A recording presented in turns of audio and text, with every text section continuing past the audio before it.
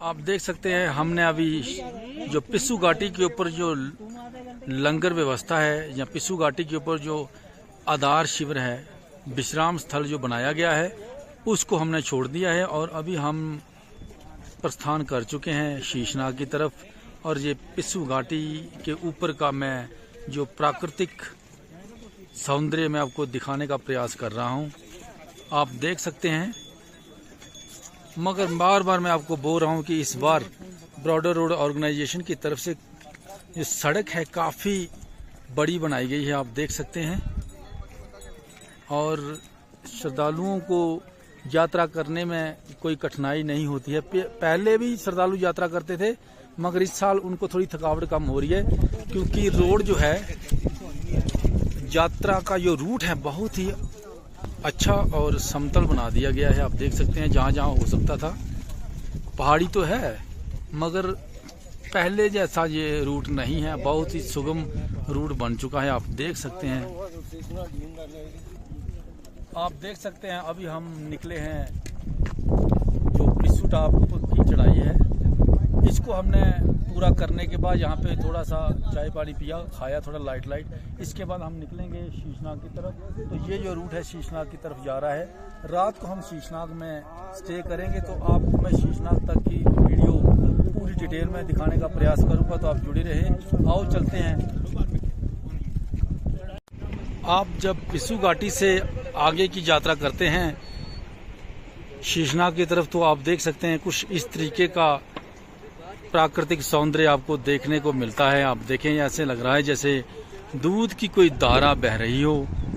आप देखें,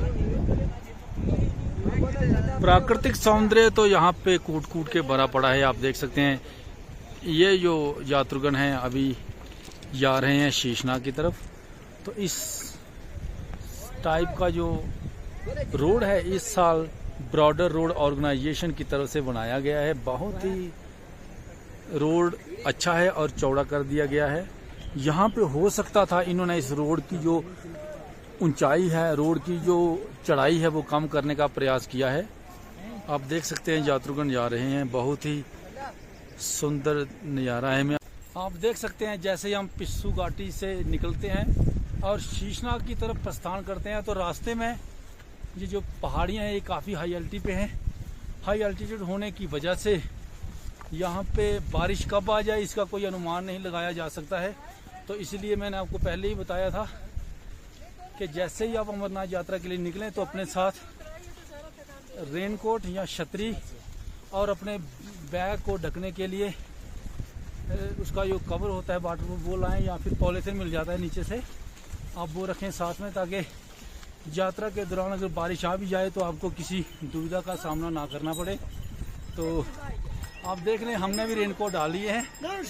मेरे पीछे भैया हैं, बड़े पापा जी हैं, इन्होंने भी रेनकोट डाल लिया। हम पूरे इंतजाम कर करके आए थे। तो अभी अगर बारिश आ भी जाती है, तो हम जो अपनी यात्रा को सुचारू रूप से चालू रखेंगे, हम रुकेंगे कहीं नहीं। तो इसलिए मैं आपको बता रहा हूँ कि जब भी आप यात्रा के लिए आएँ, तो इन चीज़ों का ध्यान रख करके आइएगा। बाकी आप आराम से यात्रा के लिए निकले, भोले बाबा की कृपा आप पर बनी रहेगी।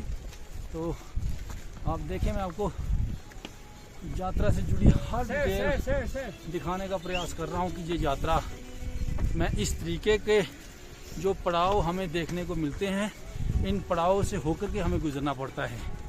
और बहुत ही प्राकृतिक सौंदर्य का नज़ारा हम लेते हैं जब हम पहलगाम से गुफा की तरफ यात्रा करते हैं। बहुत ही सुंदर अद्भुत है ये दृश्य। आप देख सकते हैं इस वक्त हमारी जो पोजीशन है, बिल्कुल पहाड़ों के चोटियों के ऊपर हम चल रहे हैं। अगर हम पहाड़ों को देखें तो इनकी जो चोटियां हैं हमसे ज़्यादा दूर नहीं है। आप देखें तो बिल्कुल हाई एल्टीट्यूड है। जब हम भोले बाबा की यात्रा पे शीशनाग की तरफ निकलते हैं, तो रास्ते में हमें बहुत सारी ऐसी चीज़ें दिखती हैं जो कभी हमने देखी ही ना है। ये मैं आपको एक नाला दिखा रहा हूँ, आप देख सकते हैं कितनी जोरों से बह रहा है आवाज़, आप देख सकते हैं। तो आपको मैं दिखाने का प्रयास कर रहा हूँ। ऐसे लगता है कि जैसे दूध की नदी बह रही हो। प्राकृतिक सौंदर्य भोले बाबा की अमरनाथ यात्रा पे जब हम निकलते हैं तो बहुत ही देखने को मिलता है। इस तरफ मैं अगर दिखाऊं तो प्राकृतिक सौंदर्य तो काफ़ी ज़्यादा देखने को मिलता है, जो कभी हमने देखा ही ना हो। तो यात्रुगण निकले हुए हैं, आप देख सकते हैं कितना कुदरत का जो एक करिश्मा ही कह सकते हैं कि भोले बाबा इस मार्ग से होते हुए माँ पार्वती को लेकर के गए थे गुफा की तरफ, जहाँ पे उन्होंने माँ पार्वती को अमर कथा सुनाई थी। आप देख सकते हैं यात्रा के दौरान हम जोजीबल पहुंच चुके हैं। यहाँ पे ये जो लंगर व्यवस्था की गई है, यहाँ पे हमें खाने को कुछ मिल जाएगा।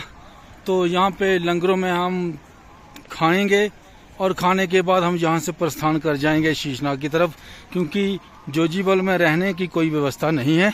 सिर्फ यहाँ पे थोड़े समय विश्राम किया जाता है और यात्रियों को खाने के लिए भोजन की व्यवस्था की जाती है, वो भी लाइट खाना हम खाएंगे। तो इसके बाद हम प्रस्थान कर जाएंगे शीशनाग की तरफ।